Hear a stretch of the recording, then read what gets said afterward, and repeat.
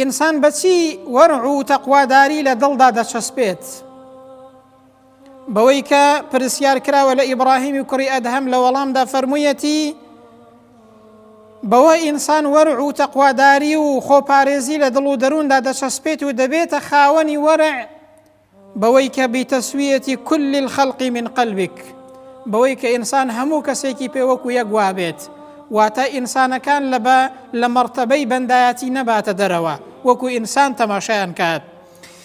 واشتغالك عن عيوبك بذنبك، بەوەی کە خۆت سەرقاڵکەی بە گوناه و تاوانەکانی خۆتەوە، نەچیتە دەخۆلی ژیانی خەڵکەی، لە خەڵک بگەڕێت چۆن دەژیە و چۆن ژیانی خۆی ڕێک دەخات، خۆت بە گوناه و تاوانەکانی خۆتەوە سەرقاڵکە برم.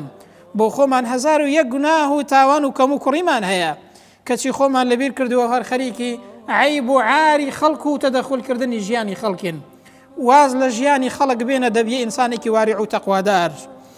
وعليك باللفظ الجميل من قلب ذليل، دەفەرمێ بەوە دەبیە خاوەنی وەرع کە قسەکانت جوان بێت.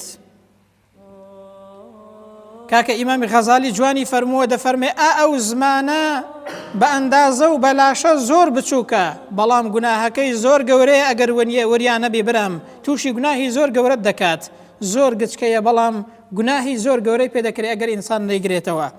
وعليك باللفظ الجميل، کاکە با قسەکانت جوان و ڕێک و پێک و چاک بێت، با دڵت تەسلیمی پەروەردگار و ملکەتی پەروەردگارت بێت. ئەنجا دەفەرمێ فەکر فی ذەنبک، بیر لە گوناهەکانی خۆت بکەوە بۆ ئەوەی کە تەوبەیان لێ بکەی، بۆ ئەوەی کە وازیان لێبێنی.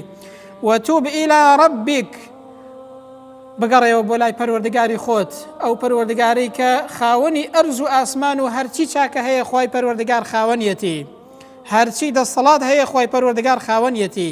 وتوب إلى ربك، بگەڕێەوە بۆ لای پەروەردگاری خۆت. ئەنجا دەفەرمێ يثبت الورع في قلبك، ئابەوە وەرع و تەقواداری و دینداری تەواو لە دڵ و دەروونتدا دەچەسپێت. بەوە بە دەبیە ئینسانێکی خاوەن وەرع، خۆت دەپارێزی لە گوناه و تاوان و وەلە قەدەغە کراوەکان. واحسم الطمع إلا من ربك، ئومێدیشت بە هیچ کەسێک نەبێت تەنها بە پەروەردگارت نەبێت، لە ئەنجامدا دەبیە ئینسانێکی خاوەن تەقوا و هەروەها خاوەن وەرع.